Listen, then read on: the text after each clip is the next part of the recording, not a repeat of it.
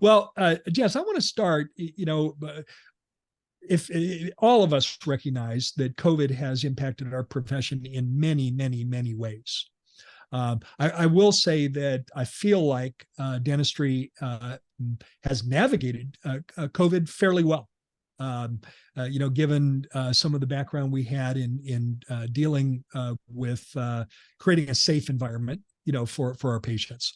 But I'd love to hear from you about what you've learned since COVID about team member retention, because I kind of feel like that represents a bit of a demarcation, kind of like there was team retention pre-COVID and now there's team retention post-COVID. I don't think it's quite that clear, but that's kind of how I feel like it. So what have you learned since COVID about team member retention? I want to reference back the fact that what you said about many of the dental practices did really well financially during COVID. There was challenges in terms of serving patients with hygiene, et cetera, but we were already set up to understand about contamination, and there were programs that helped pay back for, there was a whole lot of practices that came out at the end doing really well, but the big divide happened in terms of the team. So I kind of put it in two different groups. One was what happened between the hygienists and the doctors. So in your mind, right, just quickly for you, what did you see and experience with the dynamics between the doctors and the hygienists?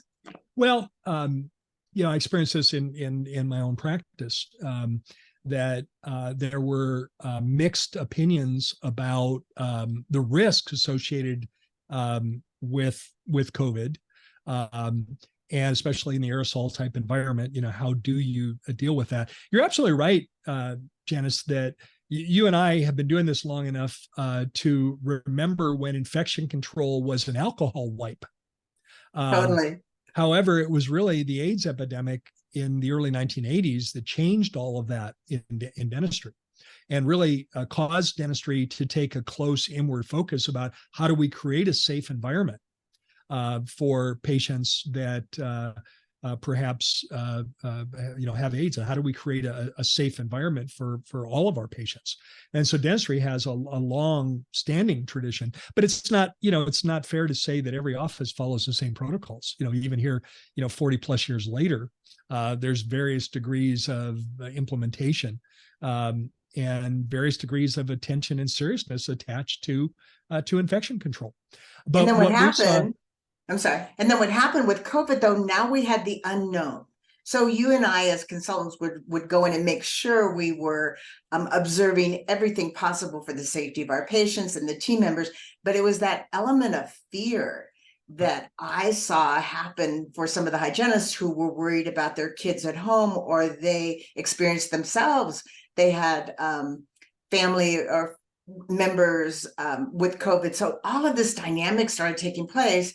And I think what I really saw happen was that the doctors and the hygienists had to be so willing to have honest conversations, and the doctors really needed to listen to those fears and do whatever was needed to allow the hygienists to feel more comfortable, whether it was more time on the schedule. Do you remember that? When we weren't used to all the PPE that we were having to dress up with, et cetera. But I saw a real break in trust in some places, and you could see it on Facebook for these individual groups, hygiene groups, right? They had a safe place where they could talk, and that's where I got to see the biggest influx of animosity and distrust. And so fortunately, my clients, and I'm certainly yours, weathered that storm really well. But that was parting the curtain a little bit to see what hygienists were really thinking and feeling, and that was challenging times. With the other team members, particularly the assistants, I don't know if you saw it, I saw it the most with assistants. They figured out, because often they're young, they're female, they're of family age. They, during COVID, figured out a way to pay the bills and live on one income. And Gary, good, bad, or indifferent, I saw them figure out basic math and do the numbers for what it took to, at the same time, gas was going up, right? So they figured out what it cost them to go to and from work for childcare.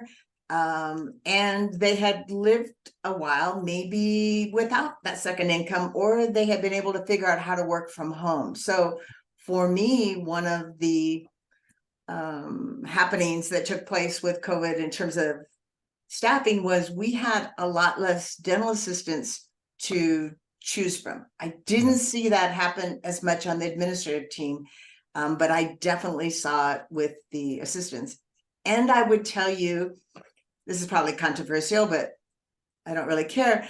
I saw that the doctors often got back the team that they deserved, meaning if they had really had a good relationship of trust and communication and support with their team before, they got the highest number of team members back.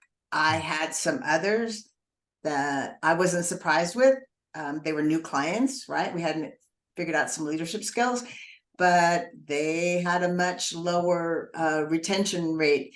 And devastating. The biggest change that I made after COVID, and I should have probably made it sooner, maybe you did, I didn't, okay, but my true confession, I figured out that it was all about the team, that the success of the practice was all about the team. And I had a different mindset before. I think I focused more on the skills, verbal skills, clinical skills of the doctor, marketing, et cetera, and in some small way, I think I was complicit on the idea that staff were replaceable, right? If this didn't work out, then there would be 5 or 6 others. And so that's some of the things I learned about COVID. Is any of that in line with your? I think you're spot on, Janice. One of the things I observed in my client base was, and in my own office, also my client base, was doctors that stayed closely connected to their team during the shutdown period. And of course, we had to do that, in a compliant way. And they were doing that by Zoom and by other, video type formats. Those that stayed closely connected to their team and actually had safe environments for open discussion, especially with the hygienists, had created a safe environment for open discussion.